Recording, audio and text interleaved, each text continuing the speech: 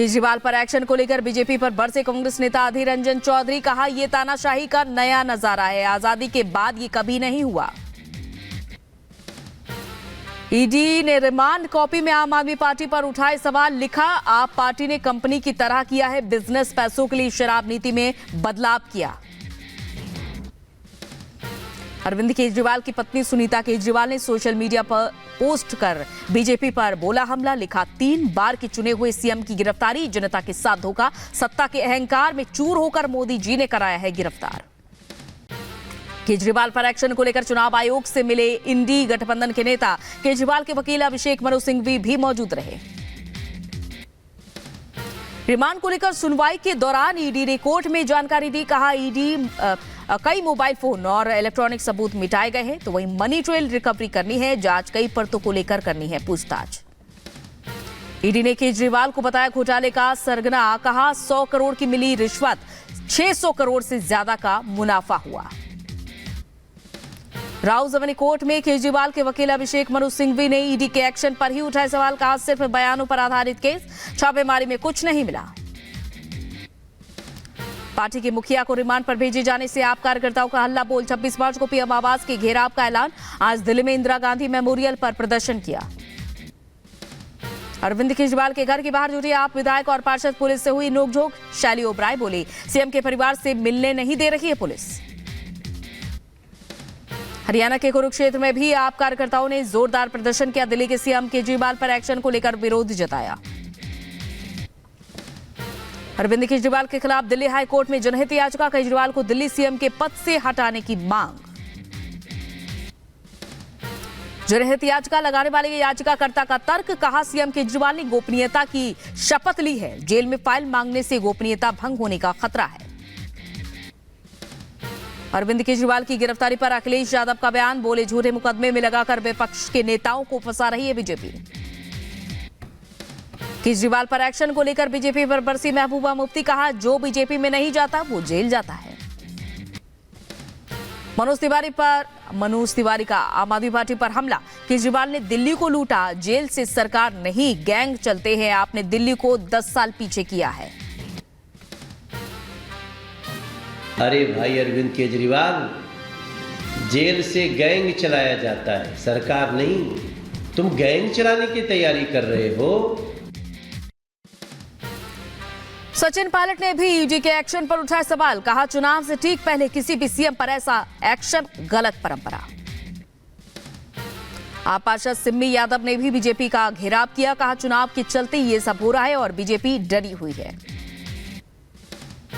असम के सीएम हेमंता बिस्वा शर्मा का आप पर हमला। कहा, आपके शीर्ष नेता दिल्ली शराब घोटाले में डूबे, गुवाहाटी में आपके वरिष्ठ कार्यकर्ता बीजेपी से जुड़े रहे। मौलाना मुफ्ती शहाबुद्दीन रजवी बरेलवी की मुसलमानों से अपील। कहा, अरविंद केजरीवाल के समर्थन में हो रहे धरना प्रदर्शन से दूर रहें। नोएडा की सूरजपुर कोर्ट से जमानत मिलने के बाद भी कम नहीं हुई एलविश यादव की मुश्किलें। जमानत के बाद अभी जेल में ही कटेंगे एलविश यादव के दिन। गुरुग्राम में दर्ज यूट्यूब पर के साथ मारपीट के मामले में अभी एलविश यादव को नहीं मिली है जमानत। आज गुरुग्राम पुलिस एलविश यादव को लेकर जाएगी अपने साथ। एलविश यादव की होली भी जेल में ही मनेगी। होली की छुट्टी की वजह से 26 मार्च को एलविश को मिल सकती है जमानत। पीएम मोदी भूटान के राजकीय दौरे पर। भूटान में पीएम मोदी का जोरदार स्वागत हुआ। पीएम मोदी और भूटान नरेश जिग्मे खेसर नामग्याल वांगचुक से मुलाकात हुई। भूटान नरेश ने पीएम मोदी का भव्य स्वागत किया। भूटान के राजकीय दौरे पर पीएम मोदी। भूटान सरकार ने पीएम को सर्वोच्च सम्मान दिया। उधर भूटान की राजधानी थिम्पू में पीएम मोदी ने संबोधन में कहा, आने वाले 5 सालों में हम दोनों देशों के बीच कनेक्टिविटी, ट्रेन, इंफ्रास्ट्रक्चर और एनर्जी सेक्टर में नई संभावनाओं का काम करेंगे।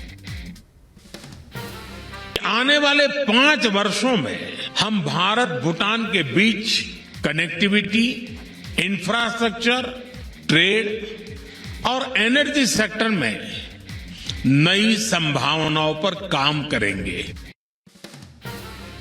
भूटान नरेश के राजमहल में पीएम मोदी के स्वागत में भूटान के कलाकारों ने बॉलीवुड फिल्म के गीत पर प्रस्तुति दी। भूटान की राजधानी थिम्पू में पीएम मोदी के स्वागत में भव्य कार्यक्रम हुआ। भारतीय पारंपरिक गीतों और नृत्य का आयोजन किया गया। पीएम मोदी ने भूटान के पीएम तोबगे से भी मुलाकात की। पीएम मोदी ने पोस्ट कर लिखा, विकासात्मक साझेदारी को बढ़ावा देने के साथ साथ सांस्कृतिक संबंधों को गहरा करने पर सहमति हुई। पीएम ने भूटान के राजा से मुलाकात को लेकर पोस्ट किया, लिखा, भूटान के महामहिम राजा जिग्मे खेसर नामग्याल वांगचुक से मिलकर खुशी हुई। दोनों देशों के बीच द्विपक्षीय संबंधों को बेहतर बनाने पर बातचीत हुई। पीएम मोदी ने सोशल मीडिया पर अपने भूटान दौरे का वीडियो साझा करते हुए लिखा, सर्वोच्च सम्मान के लिए भूटान का आभार, इसे भारत के 140 करोड़ लोगों को समर्पित करता हूं। गृहमंत्री अमित शाह ने पीएम मोदी को भूटान का सर्वोच्च राष्ट्रीय अवार्ड मिलने पर पोस्ट कर लिखा, भारत के लिए एक और गर्व का क्षण। पीएम मोदी को भूटान के सर्वोच्च नागरिक पुरस्कार order of the drug Gyalpo से सम्मानित किया गया। बीजेपी ने लोकसभा उम्मीदवारों की चौथी लिस्ट भी जारी की। तमिलनाडु से 14, पुडुचेरी से 1 उम्मीदवार का ऐलान हुआ। ओडिशा में लोकसभा और विधानसभा चुनाव को लेकर बीजेपी का बड़ा फैसला, 21 लोकसभा और 147 विधानसभा सीटों पर अकेले चुनाव लड़ेगी बीजेपी। आसाम में कांग्रेस को लगा बड़ा झटका। आसाम बीजेपी मुख्यालय में कांग्रेस के कई नेता बीजेपी में शामिल हुए। लोकसभा चुनाव से पहले सपा को बड़ा झटका लगा। सपा और जनवादी सोशलिस्ट पार्टी का गठबंधन टूटा। घोसी से डॉक्टर संजय चौहान मांग रहे थे टिकट। घोसी से सपा ने राजीव राय को बनाया उम्मीदवार।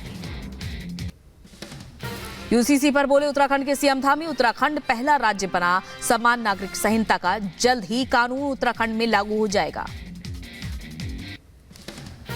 उत्तराखंड के सीएम धामी ने कहा, पूरा प्रदेश मोदीमय बीजेपीमय है। 19 अप्रैल को उत्सव की तरह मनाएं, तीसरी बार पीएम नरेंद्र मोदी बनेंगे। समाजवादी पार्टी के बागी विधायक अभय सिंह की उनको मिली वाई श्रेणी की सुरक्षा। राज्यसभा चुनाव में बीजेपी उम्मीदवार को दिया था टिकट। बिहार के डिप्टी सीएम सम्राट चौधरी का बड़ा बयान, बोले लालू प्रसाद यादव टिकट बेचते हैं, अब अपनी बेटी को भी किडनी लेकर टिकट दे दिया। बिहार के डिप्टी सीएम सम्राट चौधरी के टिकट वाले बयान पर आरजेडी नेता शक्ति यादव का निशाना, बोले सम्राट चौधरी के बयान का स्तर गिरता जा रहा है। झारखंड के पूर्व सीएम हेमंत सोरेन ने सुप्रीम कोर्ट में दाखिल की याचिका। सोरेन ने विधानसभा सत्र के दौरान रहने की मांग की। झारखंड हाईकोर्ट के फैसले को चुनौती दी है। यूपी के सीएम योगी ने गोरखपुर मंदिर में दर्शन पूजन किए। सीएम योगी ने राष्ट्र संत ब्रह्मलीन महंत अवैधनाथ जी महाराज के समाधि स्थल पर पुष्पांजलि अर्पित की। यूपी के अंबेडकर नगर में पुलिस को बड़ी सफलता हाथ लगी। हत्या के आरोपी को पुलिस ने गिरफ्तार किया। लंबे समय से पुलिस कर रही थी आरोपी की तलाश।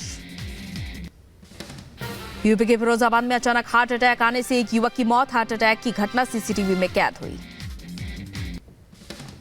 यूपी के लखीमपुर खीरी में पुलिस के हाथ लगे गौ हत्या करने वाले 3 आरोपियों से पुलिस ने तमंचा बरामद किया। मध्य प्रदेश के दमोह में खेत में बुजुर्ग महिला का शव मिलने से हड़कंप मचा। शव के सिर पर गंभीर चोट के मिले निशान। पुलिस मामले की जांच में जुटी। यूपी के कुशीनगर में नकली फैक्ट्री चलाने वाले गिरोह का पर्दाफाश हुआ। पुलिस ने नकली फैक्ट्री के 3 आरोपियों को गिरफ्तार किया। यूपी के लखीमपुर खीरी में पुलिस की टीम पर हमला। फरार आरोपी को पकड़ने गई पुलिस की टीम पर हमला किया गया।